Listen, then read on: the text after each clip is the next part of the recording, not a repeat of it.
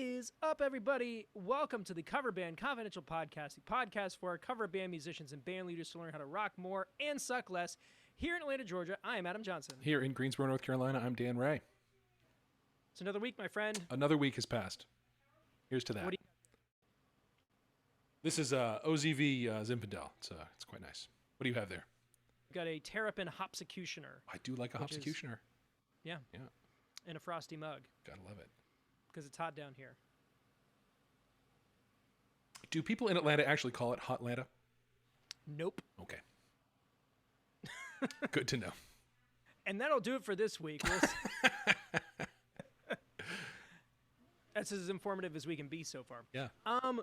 Dude, quite an episode last week. It really was. God, it really was. Boy, so much to take away from that. I listened back to it and then immediately felt compelled to do a bunch of things. Isn't that great? Yeah, sort of. It was simultaneously I feel really inspired to do a bunch of really cool things, and also I feel like I've been spinning my wheels and wasting time and resources on things that may not be quite as important.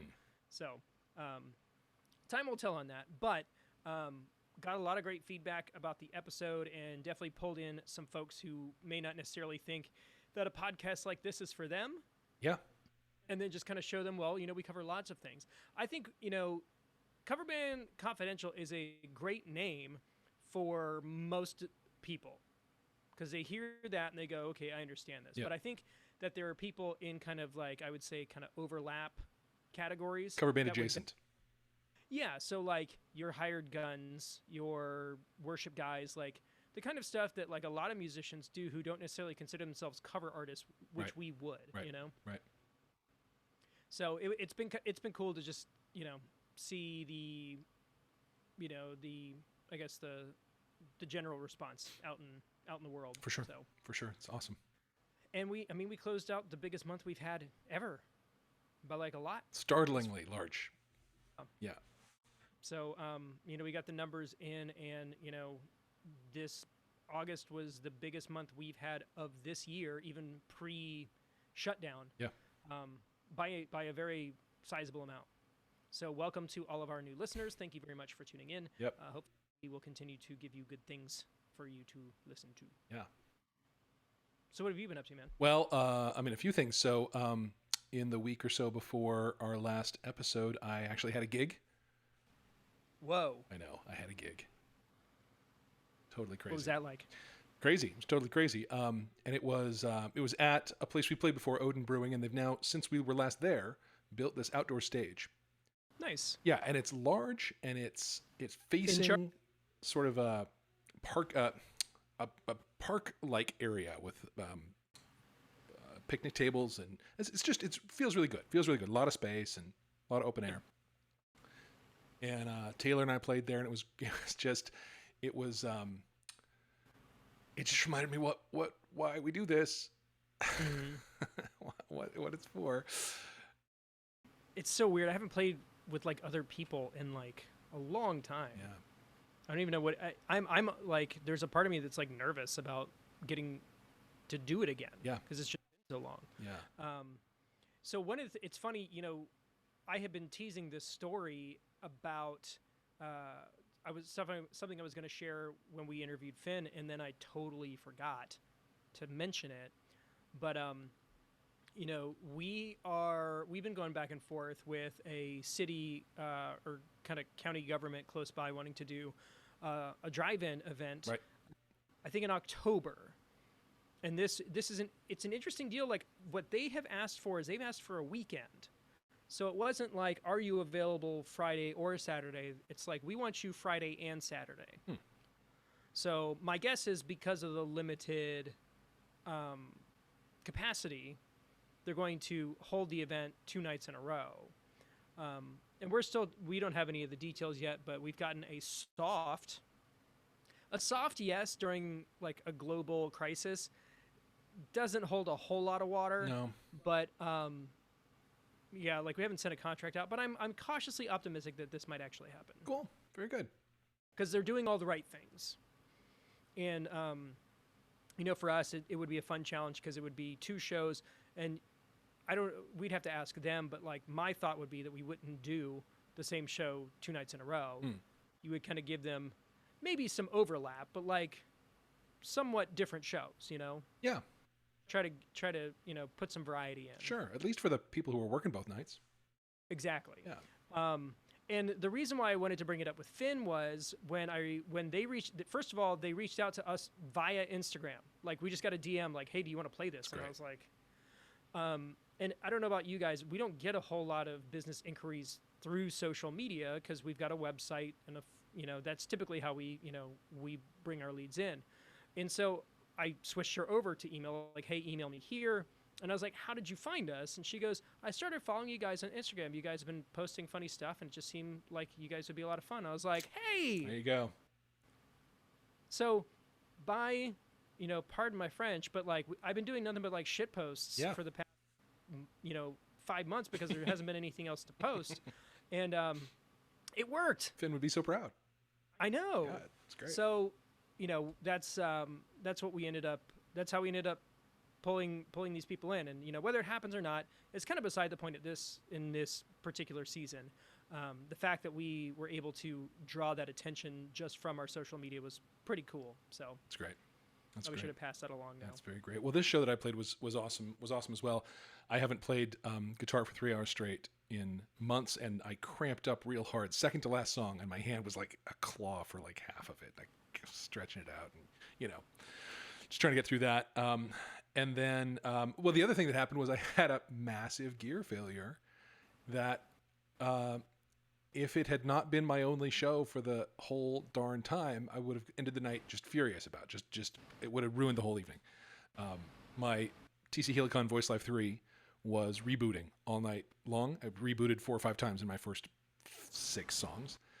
Yikes. And so at some point I was just like, well, I'm not using that anymore. I just bypassed it and was fine for the rest of the night. Without harmonies, of course. Sure. Did you ever figure out what was happening? I mean, I brought it home and plugged it in, and it was dead, kaput, dead. And I went on Amazon and I bought a replacement wall wart, hoping that was what it was. That didn't work either? Not what it was. So I know a guy who can probably get into it, and most likely it's the power jack inside is broken. And so I will do that. And in the meantime, I've bought a replacement that is here today and that I've been playing with this afternoon. So. Did you get the same one? Did you end up getting like the newer model? Like, what did you end up? I got the Voice Live 3 Extreme, which is slightly newer, a little bit more memory, better looper, and can play tracks right out of it. I don't really need that, but it can do it. Just 'cause I found one on Reverb that was open box, I think, and so it was kind of a deal. Sweet. It's the kind of thing I've always wanted a backup of, and I've just only ever been single threaded on it. So I will probably get my other one repaired and run it as the backup. Right. And be back in business. Yeah, that thing's a big one, isn't it? It's large. Yeah, it's not as big as the Helix for sure, but it's pretty chunky. Yeah, I've looked at those, and I've got the Voice Live GTX, the one that has the modeling built in. But like, I immediately went in and got rid of all the amps and just because what you basically do is you can reload all of the presets for just the vocals and leave the guitar stuff out. Right. They have they had a bundle of that on their website, because that's the only way I'm using it. I'm just using it for acoustics and stuff. But I would love to hear your thoughts around the Extreme, because it's definitely an interesting idea. Yeah. It has the bells and whistles, and it does them in a better way. Because like, I'm just not I don't like the looper. I don't use the looper in the Voice Live because I don't particularly like it. It's kind of hard to operate. Yeah. So, well, it's a three channel looper, and one of them has twice as much capacity as the other two. So you can build really complex stuff with it, but I've never invested the time to figure that out. So sure. I know that they've announced some like smart looper, like one of the little duo whatever it's. I don't remember what the little guy's called. But it's like an intelligent looper, so you can put like a 2-bar loop on an 8-bar loop, and it will like figure out how to lay it out the right way and that kind of thing. I need one that knows when to push its button at the right time, because that's my problem. I can't ever push the button at the right time. That one is supposed to do that. I don't think it's out yet. I know they announced it, and I saw the video for it. Either it's complete vaporware and it's too good to be true, or it's really neat. And it's a Helicon? Yep. But it's like I think it's just a single pedal, like a one button looper. Yeah, cool. But some doodads. Hard to go wrong. Hey man, we love us some doodads, don't we? We do. We were talking about making a gear section of the show with like a gear talk, some kind of audio stinger. We obviously haven't done that yet. We have not done that. We might at some point. Yeah. But I don't know if that's even what people want,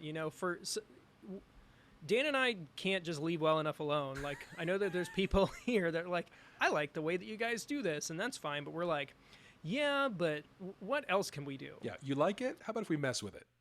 Yeah. And maybe that's what, maybe that is something that we need to do, but we don't know. We don't know. You can tell us.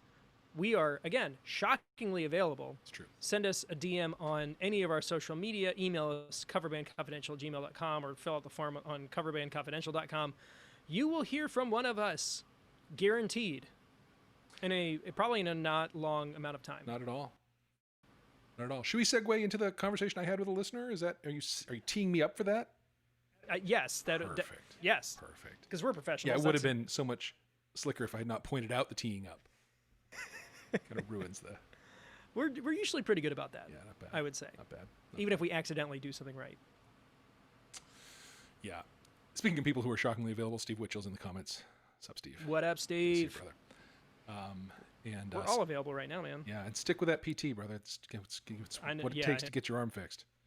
I know that's a real... Brutal. A real whatever that thing's called. It's not good. Doggle? I was going to say boondoggle, but I don't think that's the right use of that term. But who's to say? Anywho.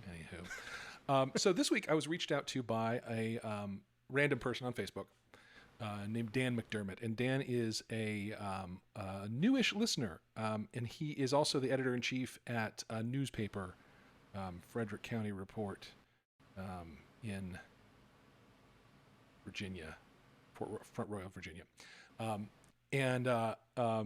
He's been catching up from zero. Yeah. And so, it kind of reached out to say, like, when does it get sad? I don't want to listen to the COVID report, like,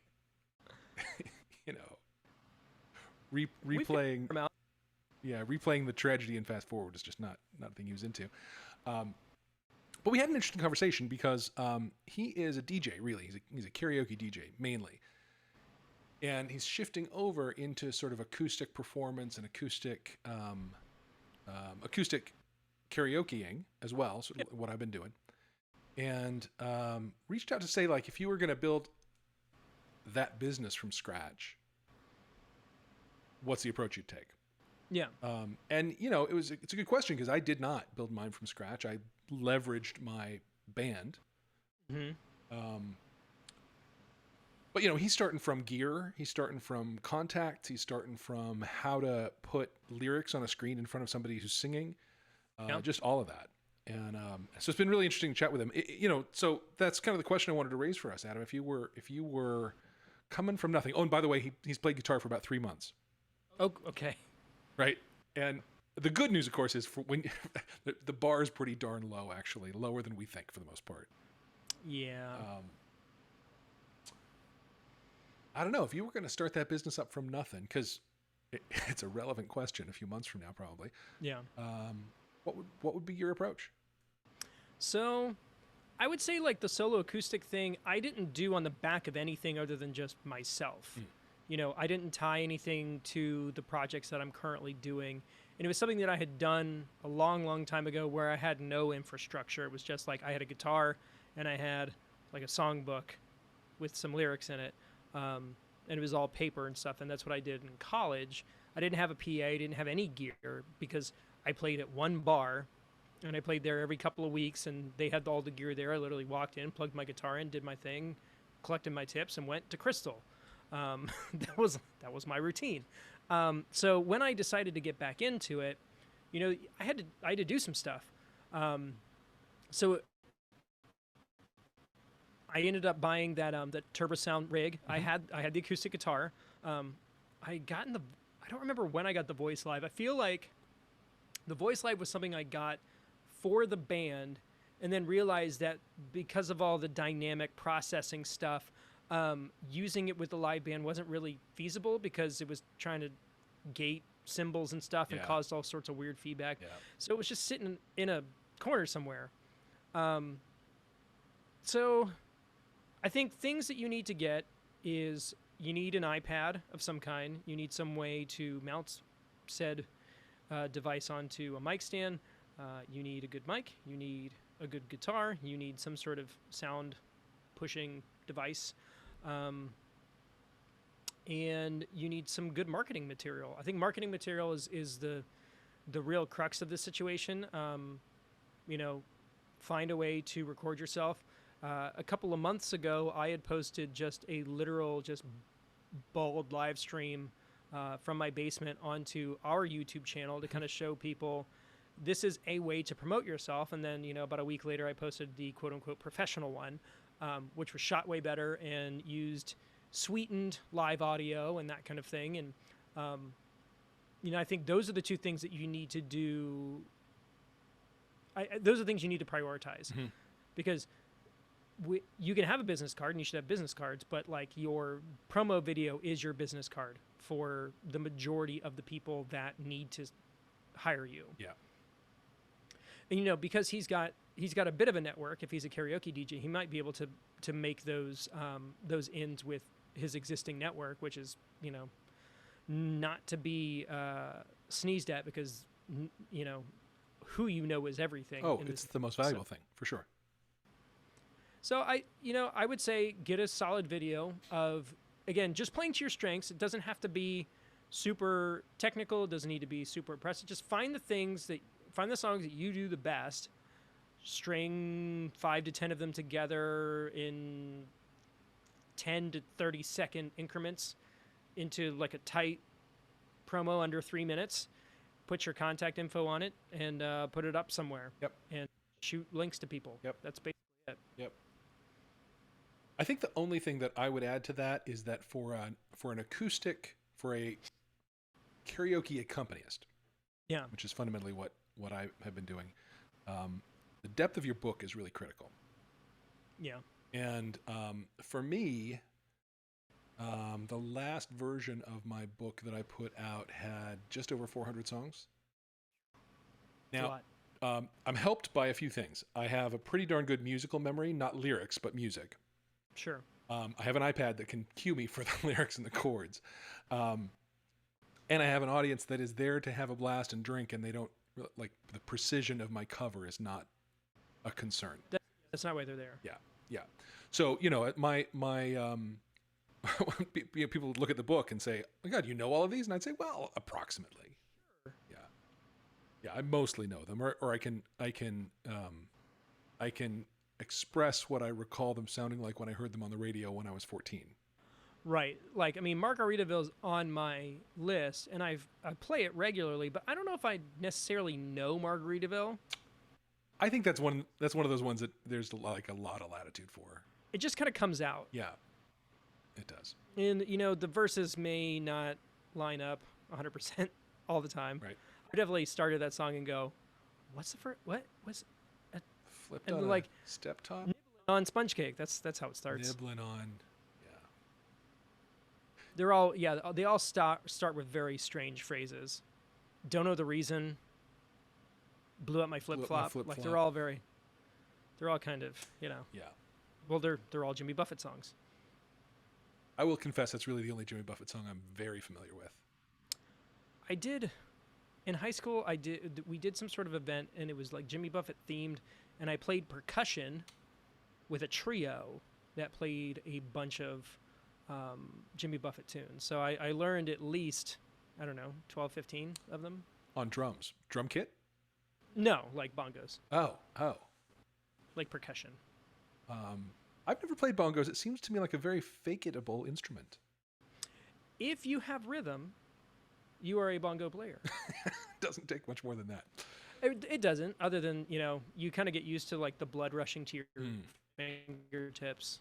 I will say I've seen some know. real bongo players who, you know, I would not talk down on their musical chops, at all. But I think you and I could be baseline competent as bongo players, probably without a whole lot of effort.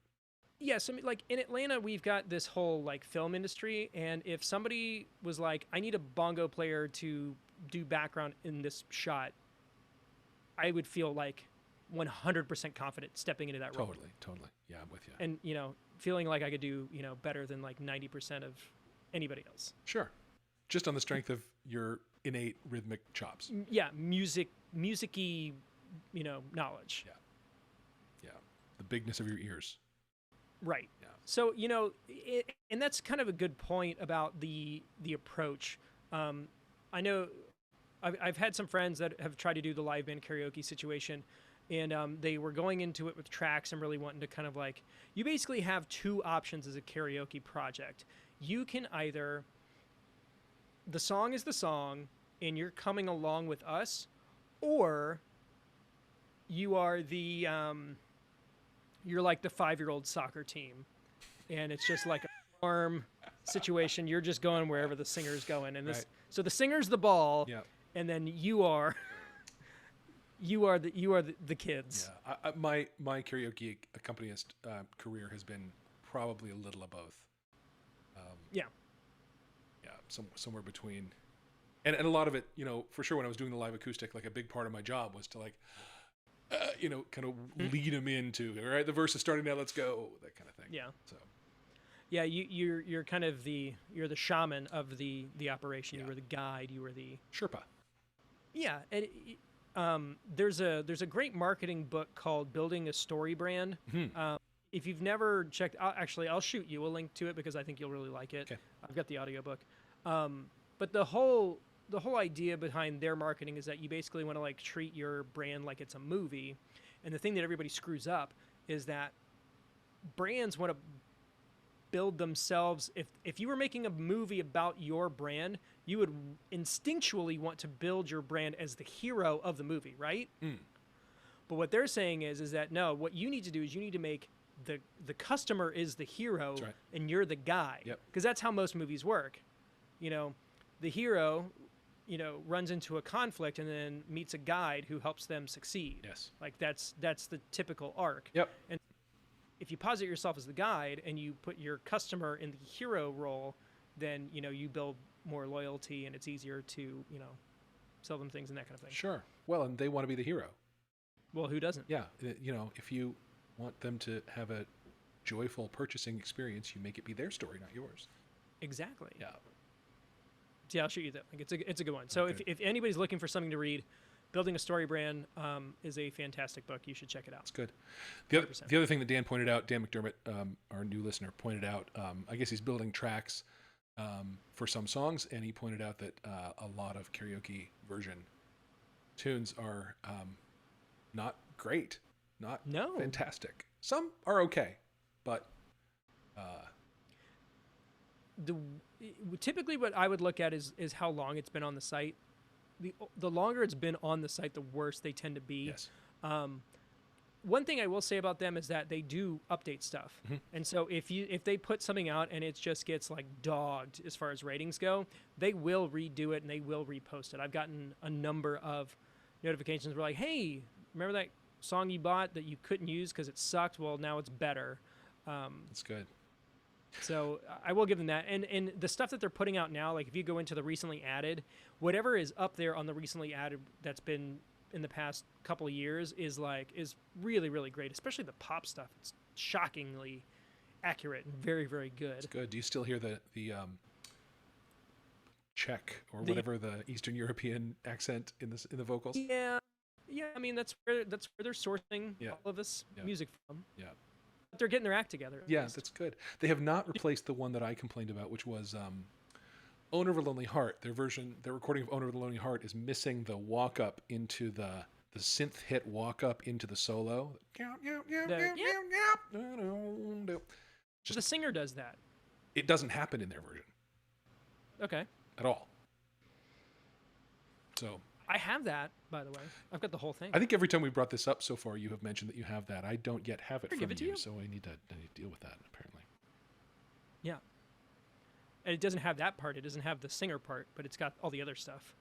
Well, there's synth stuff happening underneath that too, right? That walk up is synth and vocal, isn't it?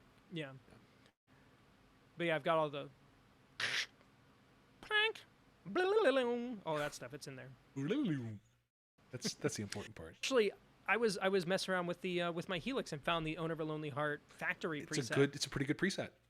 Good. Yeah. So I just sat there. Like, my favorite riff in that song is actually the one that goes over the I'll call it the bridge, the doon doon doon doon doon doon doon doon. Yeah. That part. That's one of my favorite ones to play. And I did it. It's got like just like that octaver over it. Over a lonely heart. Over a lonely heart. Yeah, it's really good. That part. Good. Yeah. And then you do the key change at the end. It's all great. It's a great tune. What's not to like? Only that part's missing from karaoke version. Womp womp. So yeah, I would say, I think you kind of nailed the whole repertoire thing. Repertoire is key, but you know what would be a great asset for somebody who's looking to start that kind of thing? What's that? A beta membership to Setlister.AI. That's true. So yes, that's true.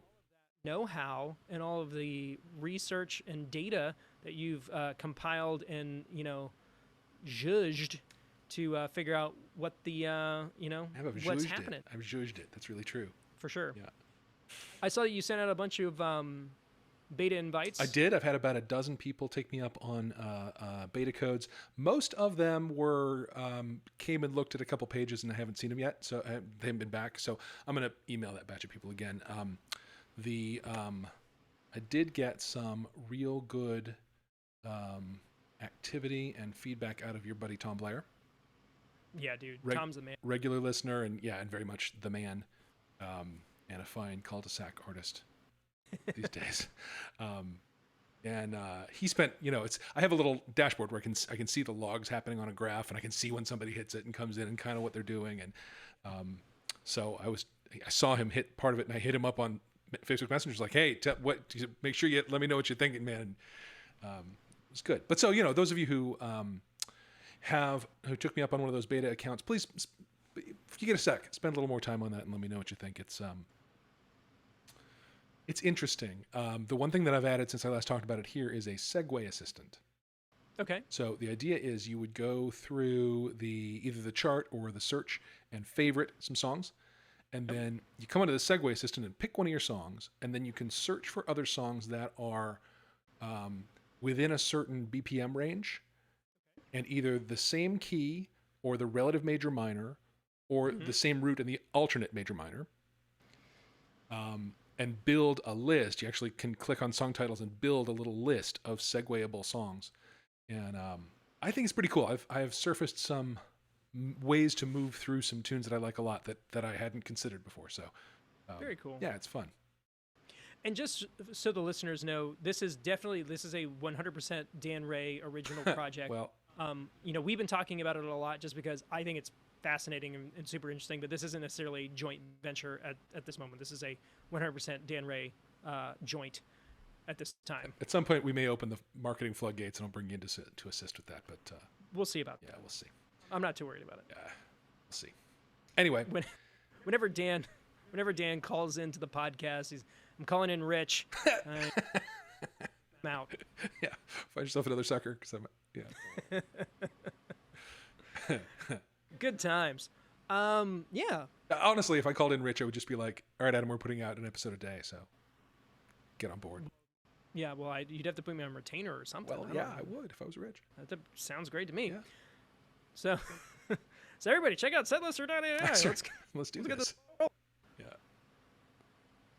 But what else? We were talking about a couple of other things when we were pre-gaming this week. I think that covered it. I will tell you. I now have clobbered your face with the. Oh no! To you. There we go. On the live stream. Why'd you do that? Well, I went to look at our chat where we had chatted, and that does cover everything we said we were going to chat. Here's a fun thing. Here's actually a fun thing that I was unprepared to have happen this week. As you may recall, last year my band won best cover band in the Triad. Yeah. Triad being the area of 3 cities here that I live in, and I won best guitarist and best musician in the Triad in this. The paper, the local arts weekly, does an annual best of. So this year's best of came out, and since we kind of swept it last year, and by the way, we won best vocalist, best guitarist, and best drummer, and best bassist because we were playing hard and gaming the system in some clever ways. So this year we decided, since we swept it, we'll just sit back this year. We don't need to, So the band that won Best Cover Band in the Triad is Cover Band Confidential listener Paul Shue's band, Spindle 45. Spindle 45. Yep. Friends. Congratulations, guys. Friends of the pod. So congrats for that. This is hilarious. I won runner-up, so third place, for Best Karaoke DJ. Okay. Which I think is hilarious because I didn't even know I was nominated. But it's an honor. It's an honor. And I don't think of myself as a karaoke DJ at all, but I guess I am. So, hey, man. Yeah. It's the when there's so many things where like people just kind of stumble into these careers. Yeah, have greatness thrust upon them, I guess. Yeah, you did it. You done did. Runner up. Another thing that happened to me this week is we got reached out to on the Cover Band Confidential Facebook account by a guy named Ernie Daniels, who is also a fairly new listener who's been kind of cramming. He's up to about episode 50. Nice. Just going through it. And his band has just rebranded. They're called The Exchange. They're up in Canada, Vancouver specifically. And they sent me a link to one of their live streams just to kind of say, hey, what do you think? And I looked through it, and it was really, really impressive. So they're doing the live stream in the room. So they're all in the same room, but everybody's got their own camera. And there's a little bit of live audio, and there's a little bit of, like, direct audio. But their singer is this blonde gal who is a Berkeley grad, and they sounded great. Wow. And the music was very, very unique. They did everything from like Boston to like The Weeknd. Wow. It was like nice. Yeah, it's great. It was very broad. Good. But it sounded really cool. And I had told him, I was like, hey, I don't know if you've made it too far into this, but we do offer consulting and coaching and that kind of thing. So if you wanted us to to dig into some stuff, we do offer that. And I don't think we talk about that a whole lot. But it's an option on our Patreon. It's something that you can reach out to us on our website. You can just hit us up directly. So if that's something that you are interested in, you can definitely hit us up about digging into your content and your stuff, and we can tell you what we think about it. True. Maybe at some point we go back to doing every once in a while we do a band coaching episode. Yeah, it'd be fun. Because those were fun. I had a good time doing those. Yeah. And I would say that, like, we could go back and revisit them and say, hey, how have you been doing? But, like, everybody's doing terrible, so maybe not. Right. Maybe get a couple more under our belts after things go back to normal. Yeah. Cool. Sweet. I think we had a nice little arc. I think we covered it. So I'm leaving to go to Nashville tomorrow, spending the weekend up there for my birthday. Sweet. Got some friends up there, and actually a couple of the podcast listeners hit me up and said, hey, if you have time, we'd love to meet up. So it's not going to be like a big deal, maybe just one or two people. But, if you're in the Nashville area and you want to say hey or whatever, you can DM me personally or hit us up on the Facebook page. Just DM us. So it'd be cool to see y'all. And that's basically it. I think that's it. Once again, guys, thanks for tuning in. All of our new listeners, I hope that this is good stuff for y'all. We're trying to figure out this whole, situation. Some of us are playing back. Some of us don't feel comfortable yet. It's all about your process, whatever you feel comfortable doing. But hang in there.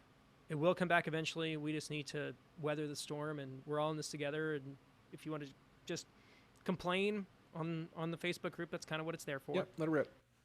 We will definitely indulge you in that. But I'll go ahead and call it for this week. From Atlanta, Georgia, I am Adam Johnson. From Greensboro, North Carolina, I'm Dan Ray. You've been listening to the Cover Band Confidential Podcast, episode 118. Have a great week.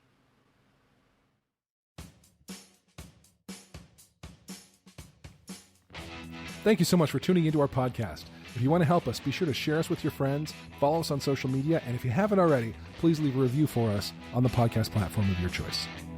Facebook.com/CoverbandConfidential, Instagram @CoverbandConfidential, and Twitter @CoverbandConfid. If you have any questions, please email us at coverbandconfidential@gmail.com, and consider supporting us on Patreon, patreon.com/CoverbandConfidential. And for more info, check out www.coverbandconfidential.com. podcast.coverbandconfidential.com.